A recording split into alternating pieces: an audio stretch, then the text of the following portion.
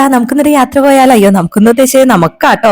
അപ്പൊ ദേ വഴിയിൽ പോണ വഴിക്ക് ഇവരെ കുറെ പേരെ കണ്ടപ്പോ ഒന്ന് വീഡിയോ എടുത്തതാട്ടോ. ഇവരൊന്നും മദേഴ്സ് ഡേ അറിഞ്ഞിട്ടില്ല എന്ന് തോന്നുന്നു, കൂടുതലും മദേഴ്സ് ആട്ടോ.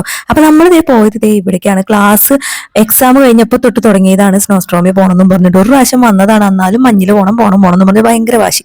അങ്ങനെ പറഞ്ഞു ഇനി കുറച്ച് ദിവസം കഴിയുമ്പോഴേക്കും സ്കൂൾ തുറക്കുള്ളൂ എന്ന് പറഞ്ഞതേ കെതിനെയും കൊണ്ട് പോയേക്കാട്ടോ. അപ്പൊ അവിടെ ചെന്നപ്പോൾ സ്ഥിരം കലാപരിപാടി ടിക്കറ്റ് എടുത്തതേ നമ്മൾ അവിടുത്തെ ഡ്രസ്സ് ഇടാട്ടോ, അല്ലാണ്ട് അതിൻ്റെ ഉള്ളിൽ നിൽക്കാൻ പറ്റില്ല. കാരണം -10 ഡിഗ്രി അല്ലേ, നമുക്ക് തന്നെ തണുക്കും. കുറച്ചു നേരമൊക്കെ കഴിയുമ്പോൾ കാലൊക്കെ നമുക്കിങ്ങനെ മരവിക്കണ പോലെ തോന്നും. നമ്മുടെ ഇപ്പൊ കൂടെ പഠിച്ച ഫ്രണ്ട്സ് ഒക്കെ ദേ ഇപ്പൊ പുറത്ത് വിദേശത്ത് പോയേക്കണവരൊക്കെ മഞ്ഞിലൊക്കെ ഫോട്ടോയും സെൽഫിയും വീഡിയോസ് ഒക്കെ ഇങ്ങനെ എടുത്ത് ഇടുമ്പോൾ നമുക്കൊരു ആഗ്രഹം ഉണ്ടെങ്കിൽ നേരെ വിട്ടോട്ടോ സ്നോസ്ട്രോമിലേക്ക്. വലിയ പൈസ ചെലവും ഇല്ല, പിന്നെ നമുക്കൊരു 3/4 മണിക്കൂർ 45 മിനിറ്റ്സ് ആണ് കേട്ടോ നമുക്ക് അതിൽ അലോ ചെയ്യണ ടൈം. അത് തന്നെ മതി ധാരാളം.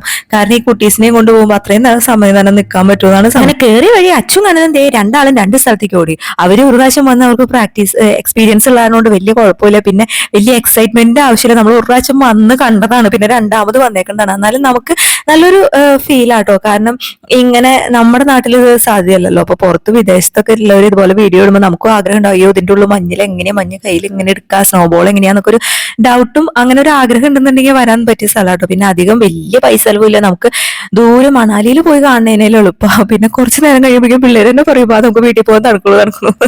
അങ്ങനെ കഴിഞ്ഞ പ്രാവശ്യത്തെ പോലെ തന്നെ ഇപ്രാവശ്യം നമ്മൾ ലാസ്റ്റത്തെ ഡി ജെക്കൊന്നും നിൽക്കാനൊക്കെ പറ്റിയില്ല കേട്ടോ. അപ്പോഴേക്കൊക്കെ പിള്ളേര് പറഞ്ഞ് നമ്മൾ പുറത്തേക്ക് ഇറങ്ങും. എന്ത് പറഞ്ഞാലും നല്ലൊരു എക്സ്പീരിയൻസ് ആട്ടോ, കുട്ടികൾക്കായാലും നമുക്കായാലും ഒരു രസം. അങ്ങനെ കുറച്ച് സമയം കഴിഞ്ഞപ്പോഴേക്കും നമ്മൾ ഇറങ്ങി വീട്ടിലേക്ക് പോകാം.